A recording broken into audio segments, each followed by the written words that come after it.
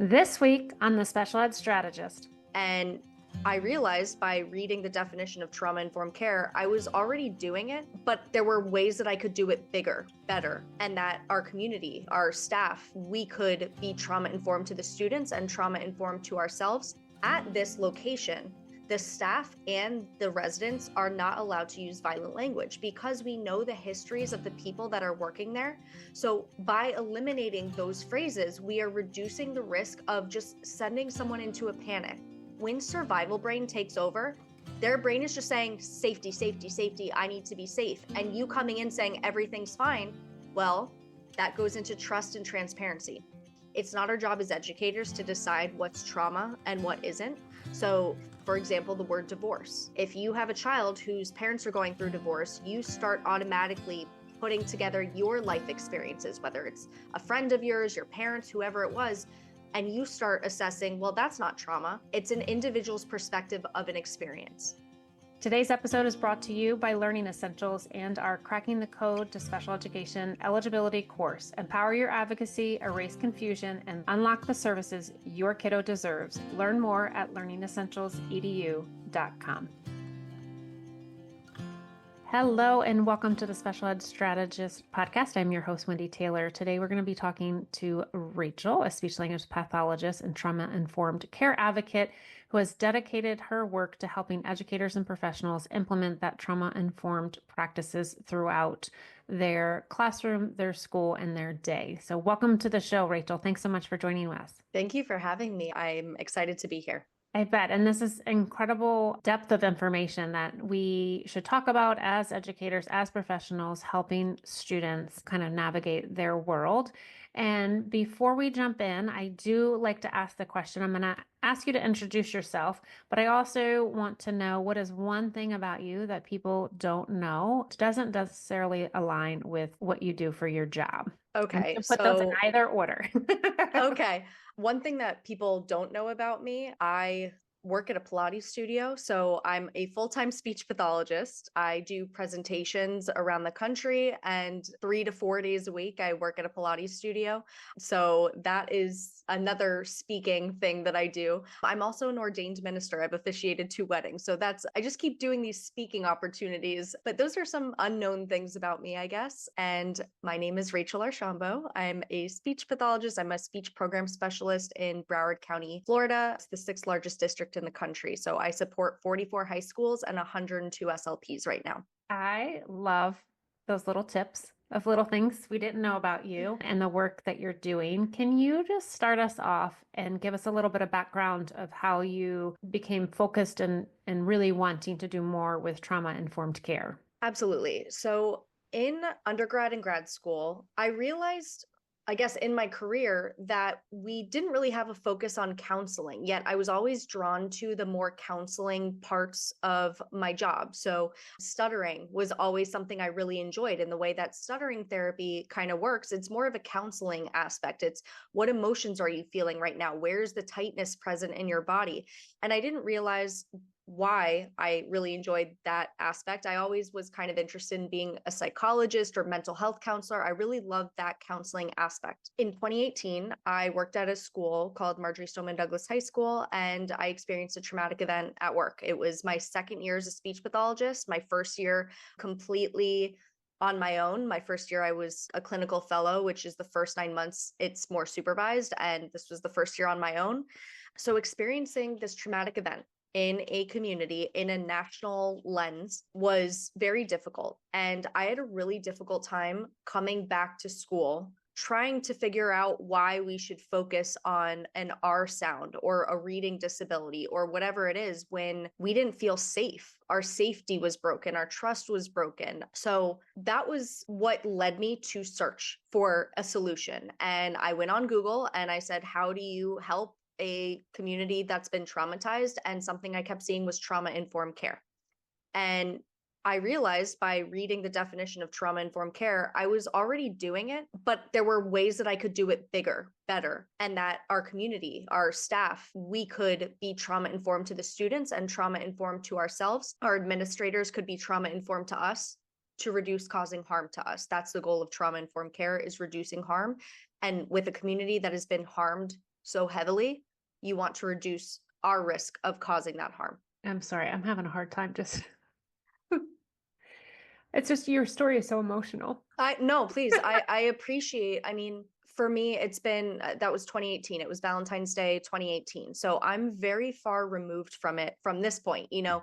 It was highly emotional at that point, but there's your brain has to compartmentalize. And now I can talk about it without getting emotional, but I really appreciate when people do get emotional around it because I put it in a box sometimes, I forget about it. I purposefully forget about it. But when other people are emotional, it makes me feel like people still care about it, people still remember it, and that it's important too, and not to just put it in a box. Yeah. And you speak today with such confidence and grace that I know what you're going to share for the rest of this podcast is really going to help guide and direct others. I also knew your background, and so I knew it'd be hard, but so excuse me and thank you and all of those things. So what exactly then is trauma-informed care, and why should every professional in education really understand it and start to act upon it? So I like to say that trauma-informed care is a mindset shift, not a prescriptive technique. A lot of people, when they hear about trauma-informed care, they start going, all right, what are the steps to doing that? And that's not really what it is. It's a mindset shift. Some of you who are listening might be familiar with the book, What Happened to You by Oprah and Dr. Bruce Perry. If you're not familiar with it, I would say that that is a great introductory book. Some of the other books that are out there, such as The Body Keeps the Score, is very heavy. And a lot of people tell me that they don't really finish it because they're not ready for that. So I always recommend What Happened to You by Oprah and Dr. Bruce Perry as an intro level. And also the audiobook is fantastic. It's a great conversational piece between Dr. Bruce Perry, who is the world's leading child trauma expert, and Oprah, who has made a career interviewing people about their trauma and talking about her own trauma, right? But what is trauma-informed care is there's a bunch of definitions out there, but there's 3 to 4 R's. Realizing the prevalence of trauma, recognizing how trauma affects all individuals involved with the program, organization, system, including its own workforce, which would be us, the SLPs, the teachers, the educators, responding by putting this knowledge into practice. And the 4th R is resisting re-traumatization. So I always say that the goal of trauma-informed care is reducing the risk of us causing harm to our clients, our students, the families that we support, potentially other coworkers, and what administrators can do to be trauma informed to us as well. When you think about your situation, it was on a broader scale, and as you said, like through a national lens. How do educators and professionals think about it, big picture, little picture, because it may just be not just, but it may be a student within our classroom that shows up every day with trauma versus a more broader community? Yes. Okay. Great question. So I like to say that leading up to what happened at our school, we should have been trained, we, the staff, in trauma-informed care. I believe that trauma-informed care is preventative. It's for when you don't know what trauma your students have experienced. If you just go around assuming that most of your students have undergone trauma, then you can change your words, you can adjust your language, you can do these little things to ensure that you don't cause harm. After what happened at our school, we should have been provided with trauma-specific or trauma-sensitive services. So that's a different level. Our entire community, we know at least one trauma they possibly have gone through. However, we had 3,600 students at the school. We had probably 300 staff members. There are some people potentially who don't believe that they've gone through a traumatic event. Their bodies don't feel that it's been a traumatic event.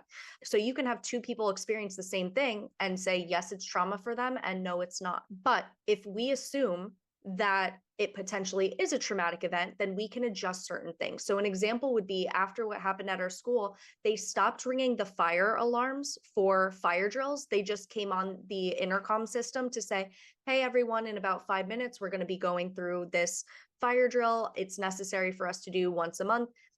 That way, the sound we knew was a trigger for many students and staff. We were able to change that based on what we know about that population. I believe that at all schools that could be done. Why don't we just do that? Because we know that those sounds are very difficult to many of our ESE students or neurodiverse children. The staff, I know I'm very sensitive to noise already. So if they just came on the intercom and said, hey, we're about to go on a fire drill right now, the outcome that we want is still that people will evacuate their rooms, right?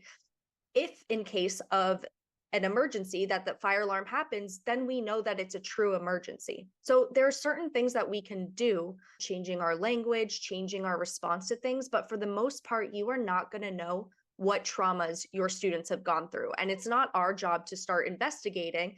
Let's sit them down and take out a pen and pencil and start recording what traumas they've gone through. No, we're not going to know that. But we can do certain things to make sure that we are reducing our chance at causing harm to someone. What does that look like in behavioral terms, right? So if we're not going to investigate, obviously there's a lot of reasons for that, of individual traumas within a student and then within the population that we support. But how does that look for an educator with behavior and learning? So one thing that I acknowledge with behavior is that what is this behavior showing me? So something that I recommend in my presentations is if a student comes in who I know very well, let's say I've been working with them for 6 months, and then all of a sudden I see a behavior change. I'm not going to walk up to them and say, what trauma have you exhibited lately? Like that's not the plan of that. But I will start making a mental note of, Rachel's acting a little bit strange today. Like, let me keep an eye on that. Let me see how this week goes. If you've built a relationship, say like, hey, I've noticed you've been a little sad this week, or you've been really tired, or your grades have fallen this week. Like, I'd be happy to support you. Is everything going okay? Not what trauma have you exhibited, But these are things that teachers can absolutely do, is just start that mental tally of like, that behavior is unusual. Then we can refer to the appropriate person, which would be the mental health counselor at school, the guidance counselor, the school psychologist, whoever it is. If something comes out that said, hey, yeah, I got in a car accident a couple weeks ago and I just can't stop thinking about it, then you can help refer to the right person. Other behaviors, something that I like to teach about is I'm a person who's been diagnosed with PTSD and ADHD. So my train of thought goes very, very quickly. The symptoms of ADHD and PTSD are almost exact.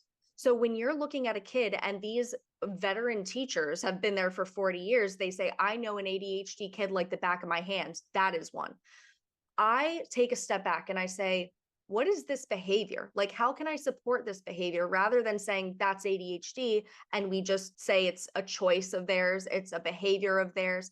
How can I help support this behavior that they are exhibiting, and maybe acknowledge that not everything is ADHD or not everything is PTSD? Just what is that behavior? What is the purpose of that behavior? And side note, What Happened to You is an excellent book.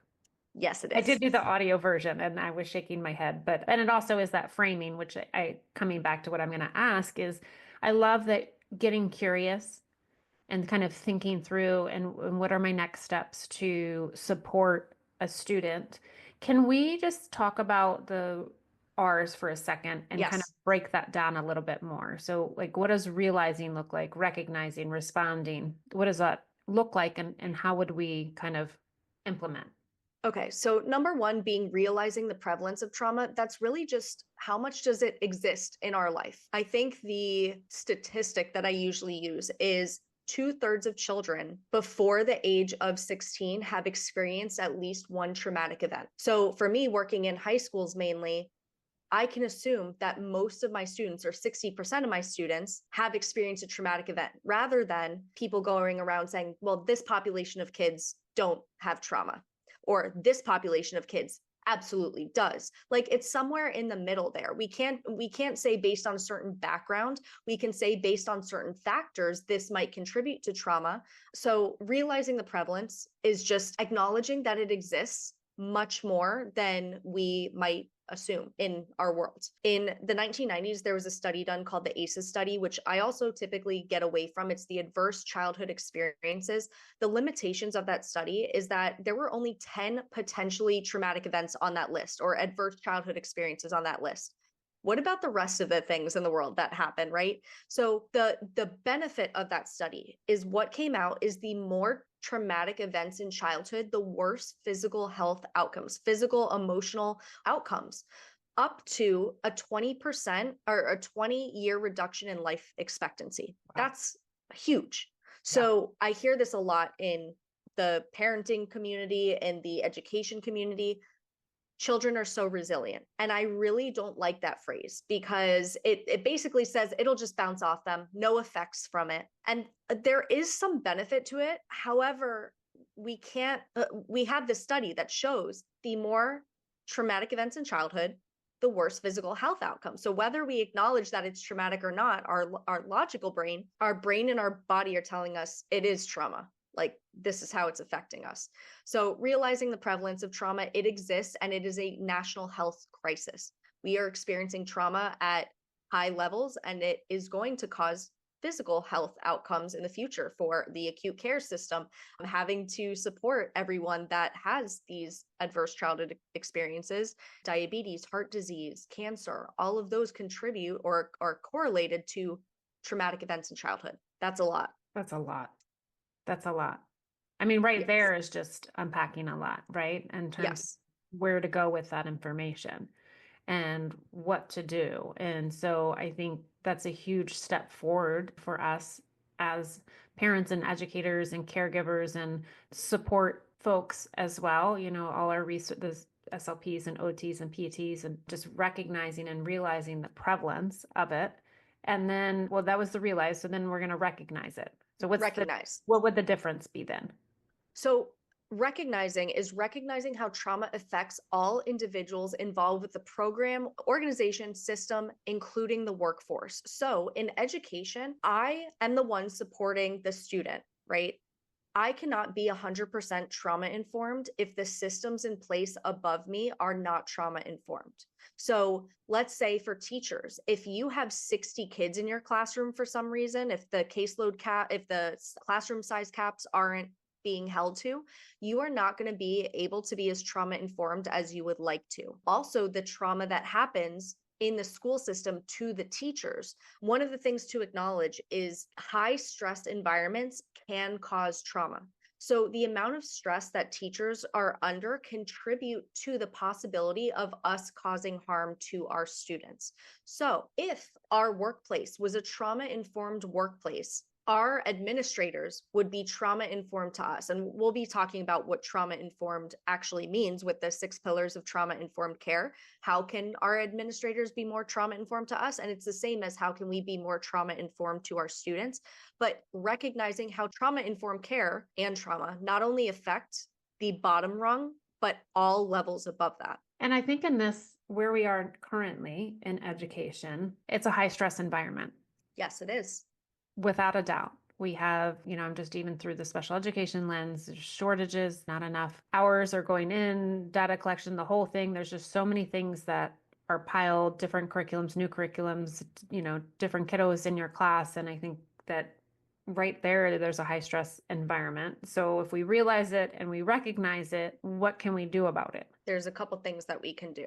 Changing our language is my favorite thing to talk about. So with what you all know about my school situation, a phrase that I didn't know was violent language. So that was actually given to me in one of my presentations, that someone in the audience said that their child works at a domestic violence clinic. And at this location, the staff and the residents are not allowed to use violent language because we know the histories of the people that are working there.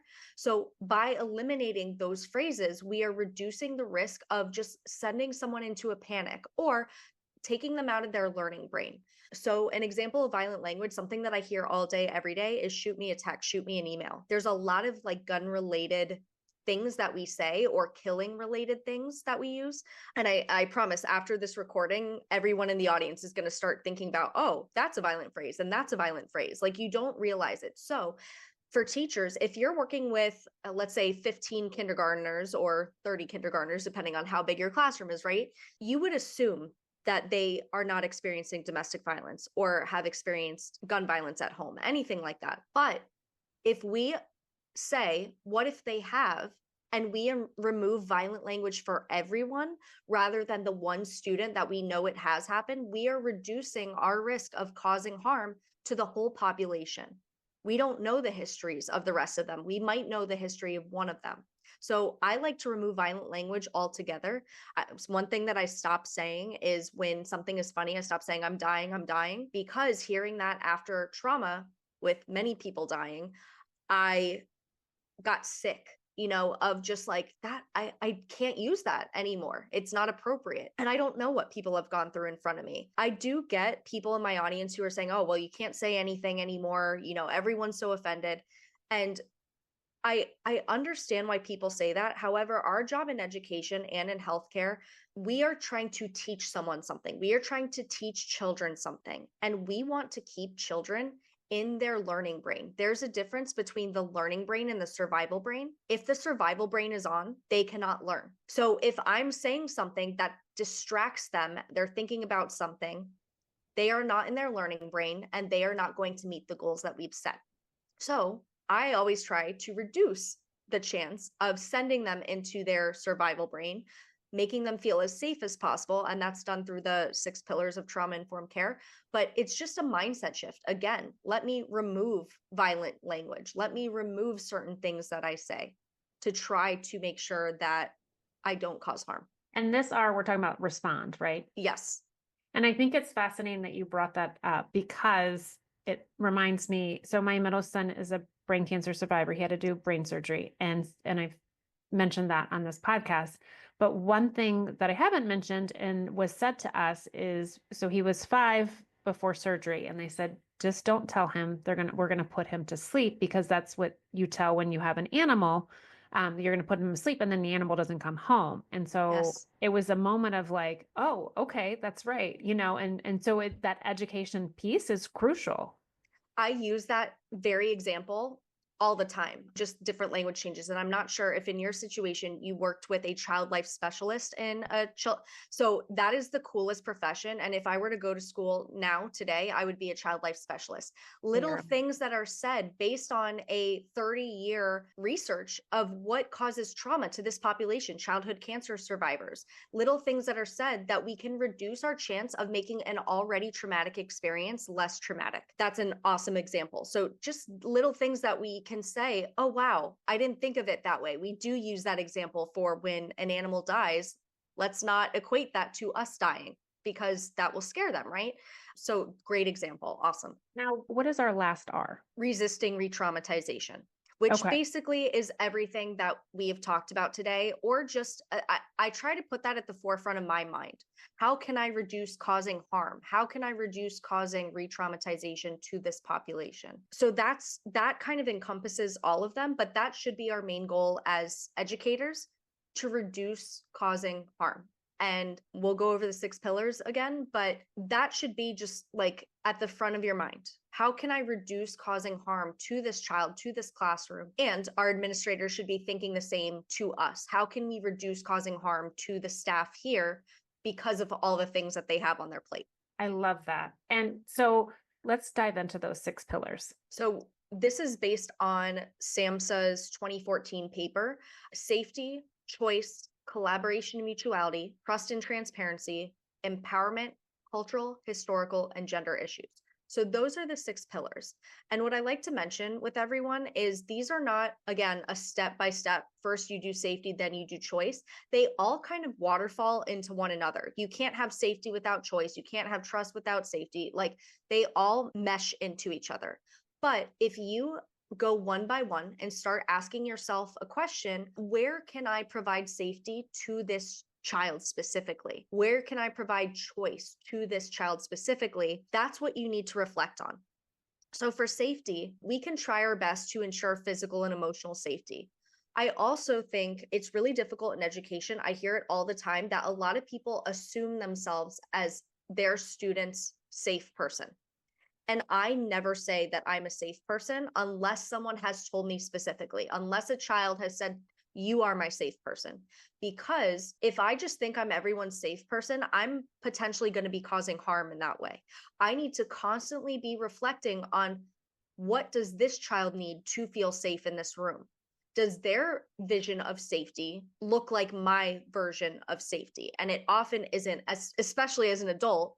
and a child mind is very different. One thing about me, another fact, is I am very scared of germs.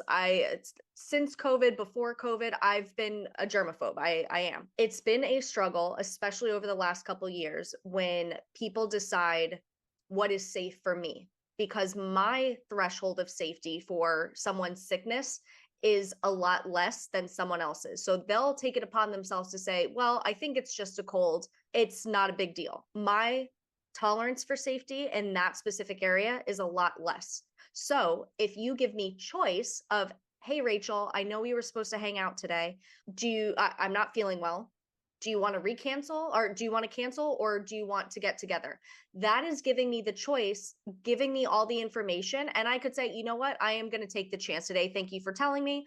Or let's reschedule when I feel better about it, or when you feel better. Both of us feel better about the situation, right? So where can you provide choice to your students? One thing to know about trauma survivors is they typically need an added sense of control in whatever environment they're in. So adding choice, whether it's you're giving them 3 activities they need to do and they get to pick which one, that is an added part of control that's necessary for them to feel safe in environment. See, we're talking about choice right now, but safety, it always comes back to safety. Yeah, any questions so far?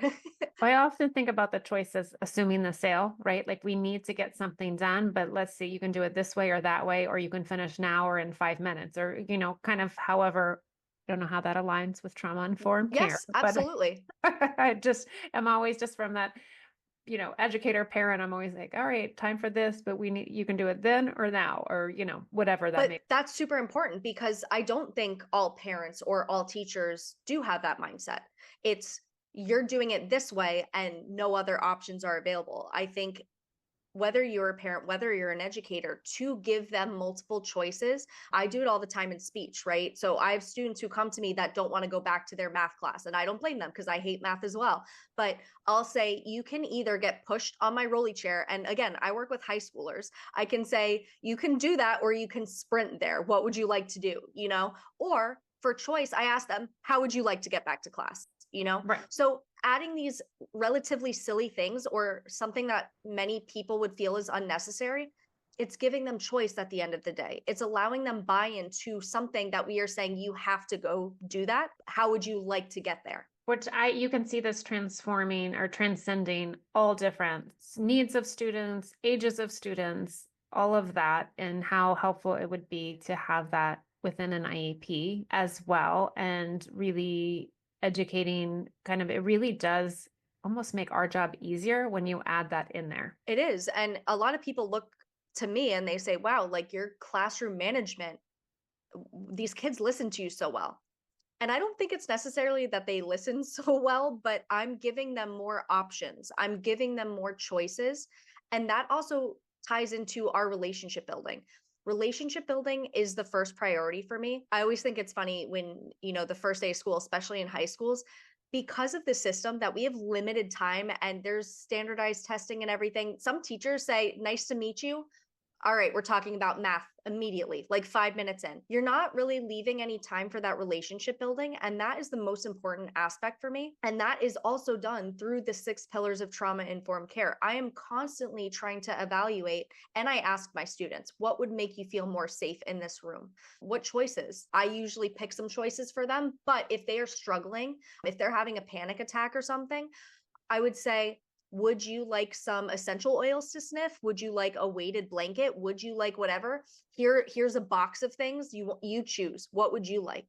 So I'm not taking on that like counseling aspect. I'm saying here's a box, a literal box of coping strategies. You choose what works for you. Can we circle back to the safety part as well? Because I think this is critical, right? For just setting this whole stage. How do you help teachers and professionals within a school kind of set up that dynamic of safety within the classroom when you had just, relationship building is huge. How do you go about introducing that concept or teaching that concept or bringing that into kind of like, this is a non-negotiable, this is where we are? I think the safety component goes back to that survival brain and learning brain part, that if we put it in terms of if they are not in the learning brain and you're teaching them whatever, and they are in survival brain, what you're teaching is not going to connect to them and you're wasting your time. So if you prioritize the safety component, and safety is going to look different for different students, right? But if we focus on this child doesn't feel safe here, I could maybe give some additional choices. So especially in my situation, right? We had to come back to school. We were put back into the scene of the crime, and we had students and staff who we were hyper alert for probably 2 years straight. We were always in survival mode. However, when I noticed that one of my students is like shaking their legs and, they're regulating their body without knowing it, but how can I help them? So I noticed one student would be constantly like turning themselves to look at the door. I asked them, do you want to turn that seat to the door? That way you're still looking at me, but you're not turning your neck. Can I come sit in front of you that way? That way, if you need to look at the door, instead of saying, look over here, why aren't you paying attention to me? Again, this is the mindset shift of not everything is a choice for them. When survival brain takes over, their brain is just saying safety, safety, safety. I need to be safe. And you coming in saying everything's fine. Well, that goes into trust and transparency. Their trust was broken. Their safety was broken. All of these aspects were broken. So we are working on building that back. And if we're focusing on safety and choice and trust, we are trying to build back their trust in us in all of it. And this is a specific example for students who have gone through specific trauma. But you might notice these same things in students that you don't know what their trauma is, or they don't even necessarily know what it is. It may not be trauma. It could just be that they're distracted with something. Where can you add choices? Where can you add safety? It doesn't just have to be trauma, and then I can support them better. What does trust look like in a classroom, and how can teachers build that while still kind of maintaining their routine and expectations and structures? It's a great question. This one I was just talking about yesterday. I just got back from my national conference this week. I was in Seattle, so I'm all over the place with my time and everything. One of the examples that I give from a speech perspective is, that we do articulation drills. Sometimes we'll say 100, we need 100 R's super, super fast. We might not tell them as speech pathologists, we need 100. We just say, go, go, go, go, go. Well, let's say 30 in, the student's like, oh my gosh, I've had enough of this. Like, how many more do we have to go? And the SLP will say just 2 more, or we'll be done in 2 minutes. But then it actually takes 15 more minutes. That's breaking down their trust. Whether you think it's a big deal or not, that's breaking down their trust of, oh, she lied to me. She said we only had 2 more, but I just counted 50 more. You can do that in your classrooms, being transparent with the activity that you are working on. Why are you doing that? A lot of neurodivergent people do need buy-in to what is being done. And if you just say, well, this is math and you're going to need that in the future, that sometimes isn't enough. If you use a real life example of here's how this works, whether it's geometry and you're building a kitchen, building something, here's how this works in real life, and trust. So task clarity, consistency, interpersonal boundaries, those are all things that foster trust and transparency. And just be mindful of the little things that you say that aren't as direct or clear because of situations like that. You might have a student that's just like really bothered by not knowing what comes next. Why are we doing this? Task clarity is always one of the bigger things to do. So we've talked about safety, choice, trust and transparency. And task clarity. Yes. That task clarity is what it is within trust and transparency. And we have collaboration and mutuality. So that would be making decisions with the individual and sharing power, providing them a significant role in planning and their education, essentially. So for those of you familiar with the parenting types, we've got authoritarian, authoritative, permissive, and like neglectful. We should always try to aim to be the authoritative type, not authoritarian. So many teachers go in with the authoritarian model that I'm in power, you are the children, you are going to listen to me. What research shows is in the school system, that's not building relationships. It's not building trust, safety, choice, all of the pillars. Authoritative is what I always try to strive for, that you are still, it's not a power position. Again, you are sharing decision-making with the individual. So whether it's a 4-year-old, you are working side by side, shoulder to shoulder. You are working together to work on whatever goals are set. You ask them, how would you like to work on this. Or if you find that your students really respond to Jeopardy, they like trivia games, and they say, why can't we do that more? Try to implement that more. If that's a learning strategy that they really like, I'm still that trivia kid. I love trivia. And that's how I learn best. I learn best by making mistakes. If I ever don't get a trivia question, I will remember that question for the rest of my life.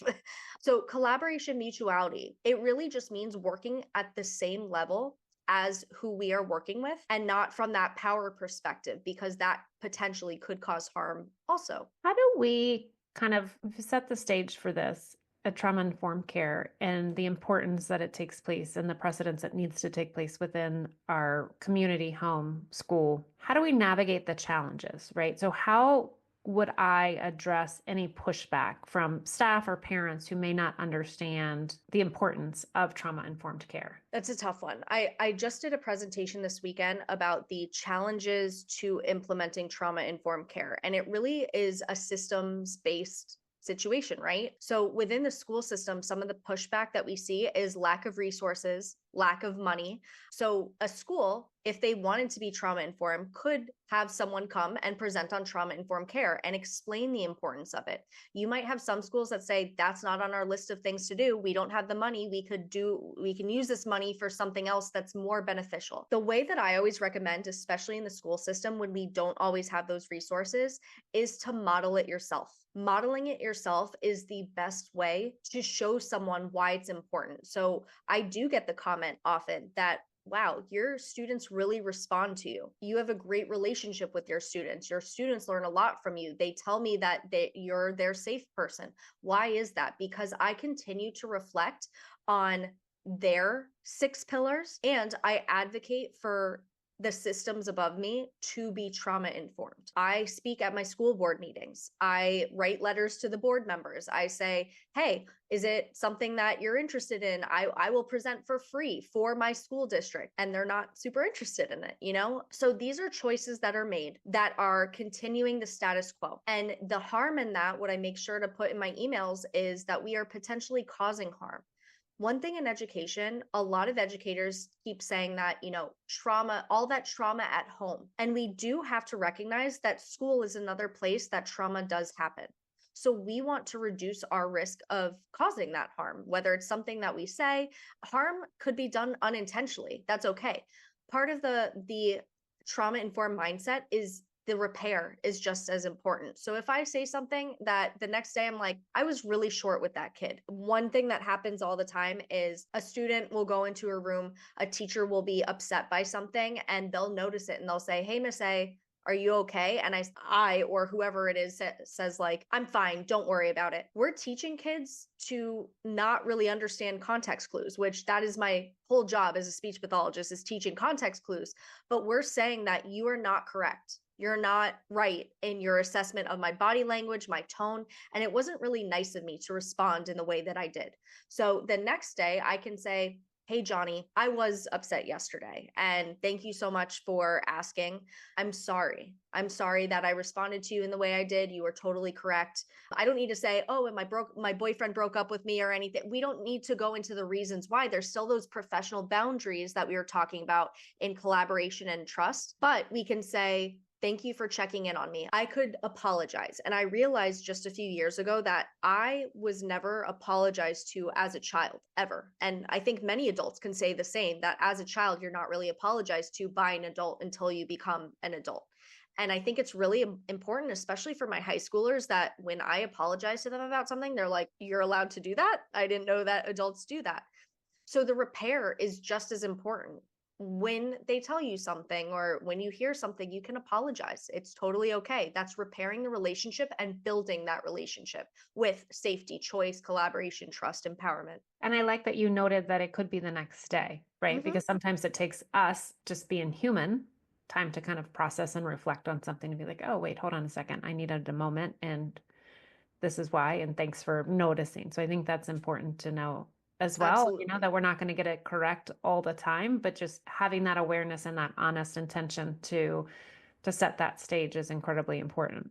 Absolutely. And that's a great lead in to one of the things that I recommend to be a trauma-informed provider or educator is a self-reflection for your entire career, throughout the day, throughout certain sessions. Starting at the top, do you know your stressor? Do you know your stressors? I know for me, something that really stresses me out is noise, loud noises, repetitive noises. I'm very distracted by them. So one thing that always bothered me, my room was next to this big patch of grass. So seems like every day, all day, they were mowing the lawn right downstairs. And it did take like 7 hours. So I'd be in there and it was so loud. I know what I look like when that is happening. It happens at my apartment. It happens. I hate the sound of lawnmowers. It really bothers me. So I know for me, loud noises or noises are going to be something that potentially dysregulates me. I know what I look like when that happens. I do get tense. I do get short with people. I might go quiet. So if a student says to me, "You're really quiet, Miss A," I'd be like, "Yeah, I really don't like that noise," or something. It's really distracting me. Or I might put on some headphones. I do have multiple earplugs wherever I go because I know that this is something that does bother me. It's also important to note that for you educators, your students are going to dysregulate you. They are going to annoy you, and that is okay. That is completely valid. Some of the rooms that you're in, you might have kids who scream a lot, especially in some of the self-contained rooms. I do recommend to many teachers to have earplugs, not to completely shut out any noise because the safety component, but to reduce your dysregulation so that you can tolerate it for longer, so that your risk of causing harm when you are dysregulated is less.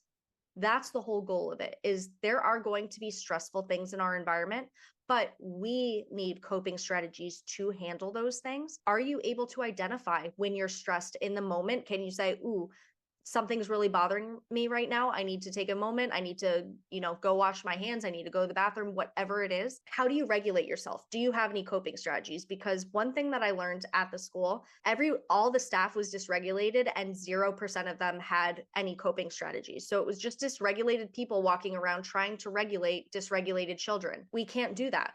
A dysregulated adult cannot regulate a dysregulated person, whether it's a child, an adult. We can't do that. Is my dysregulation negatively impacting a class, a client, a student? Is my emotional regulation negatively impacting a lesson? And then finally, am I causing harm? And none of us go into this profession, whether it's education, healthcare, we don't go into this profession to cause harm. We actively try to help, right? But the reality is, if just going through this list, you don't have any coping strategies, you don't know what things stress you out, you potentially are causing harm. And the answer to this question of, am I causing harm? I would rather you say, yes, I have. And where can I improve upon that? Rather than saying, I've never caused harm and I never will, because that's probably not accurate.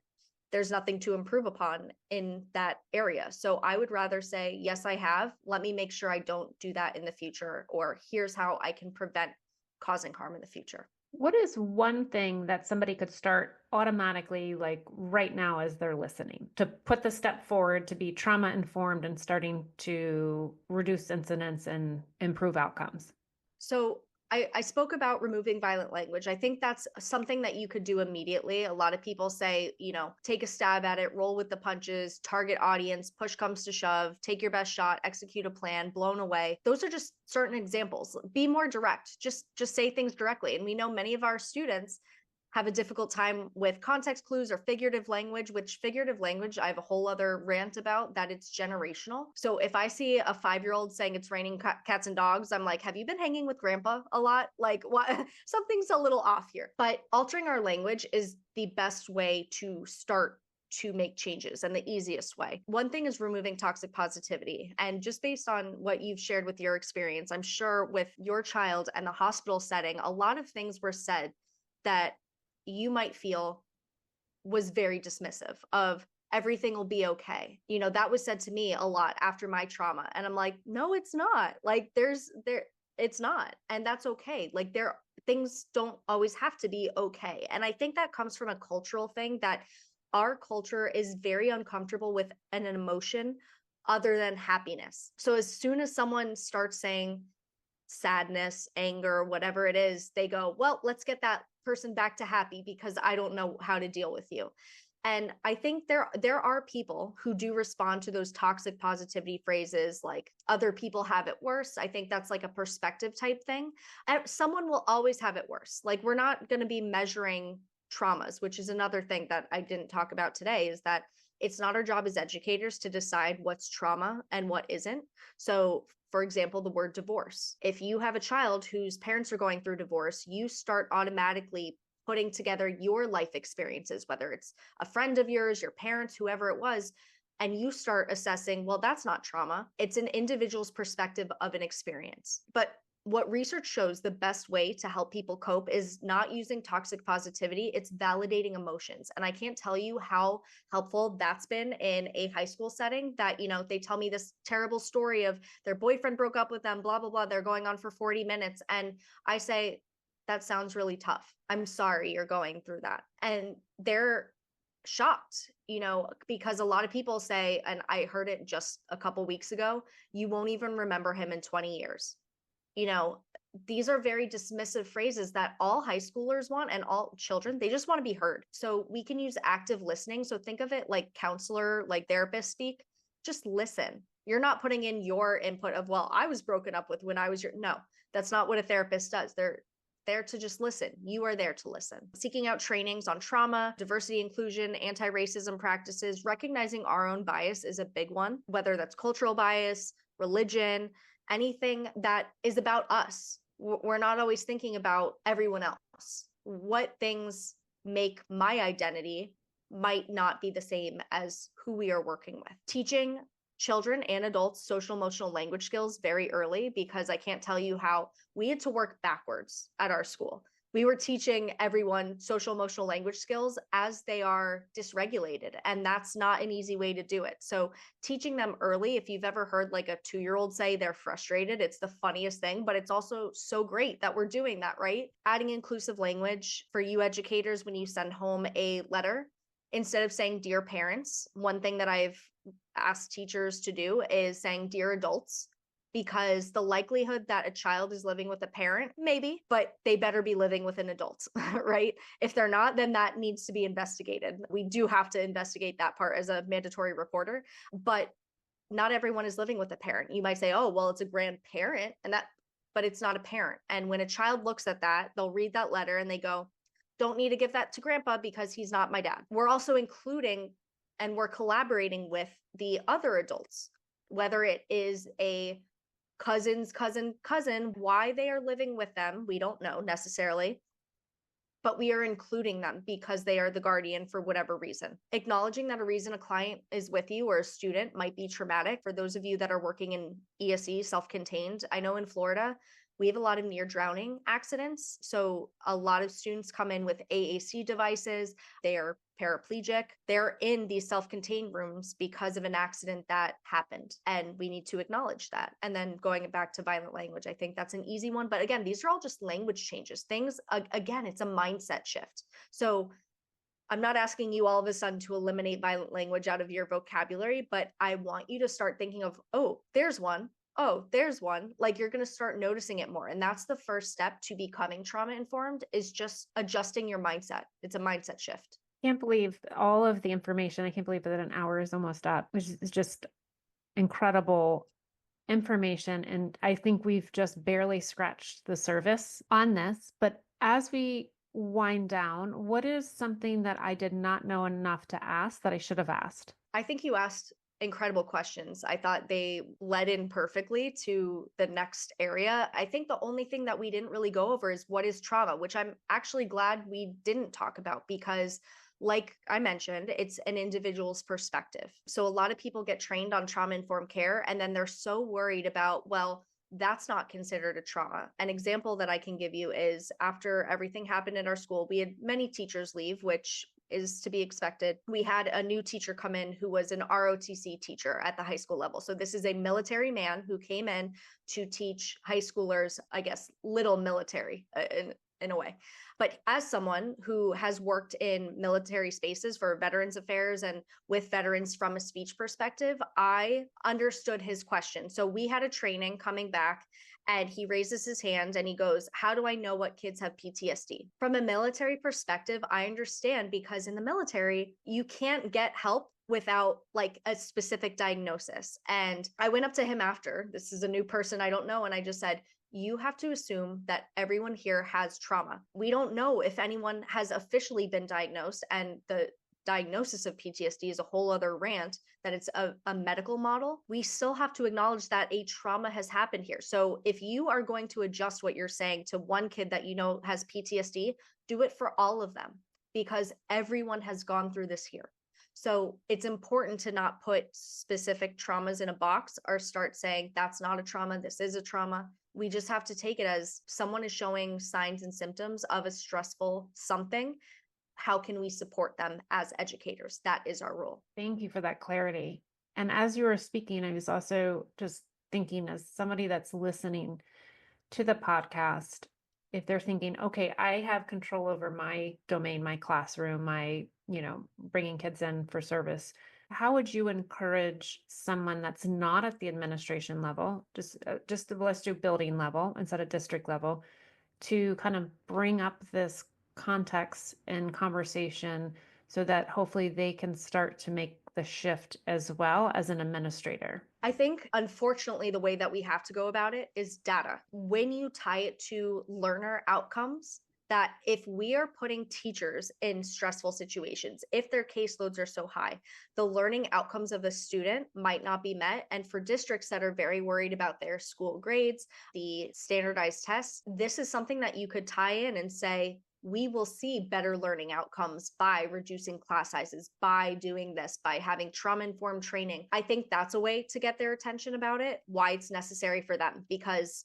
in the school system, unfortunately, the bottom line is money, whether they have money, whether that is a value of theirs. And that's the other part that I presented during my administrative presentation. Some people are not interested in change. Some organizations are not interested in change.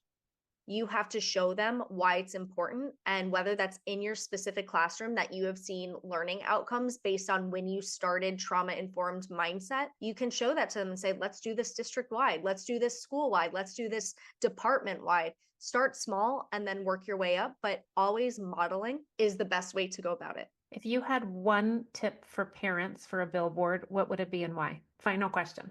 Be patient with yourself. I think that's a big one. Something that I noticed when people get trained on trauma-informed care is they start worrying about every mistake they've made. They feel that a simple mistake has caused their child trauma. And that is not the connection that I want you to make here. As we talked about, repair is super important, but a mistake does not equal trauma. By having a trauma-informed mindset, you can start understanding different perspectives. My brain is on a trauma-informed mode 100% of the time, which is, it took years to get to that point. And it can be exhausting, but it's also building my relationships so much better. The questions that I'm able to ask, the time that I'm able to just stop and listen. I think my billboard for you all would be just be patient with yourself, give yourself grace that you're trying your best and you care. How can people find you? My Instagram is at ptsd.slp. I also have a website. It's www.ptsdslp.com. I have all my podcasts there, which this one will be included as well. Lots of information, and I do trauma-informed presentations anywhere from 30 minutes to 6 hours. So if you'd like to be trained, your district would like to be trained, tell them to reach out to me. Yes. Thank you so much. This was really just eye-opening, and I hope folks can start to think through this and start moving in the right direction. So thank you for your time and your honesty. Thank you for having me. I'd love to talk more. You bet. Thanks for tuning in to the Special Ed Strategist. Remember, the right support can make all the difference. As your dedicated Special Ed Strategist, I'm here to guide, collaborate, and empower your kiddos' success. Keep igniting potential one step at a time. Until next time, take care and keep strategizing. Today's episode is brought to you by Learning Essentials and our Cracking the Code to Special Education eligibility course. Empower your advocacy, erase confusion, and unlock the services your kiddo deserves. Learn more at learningessentialsedu.com.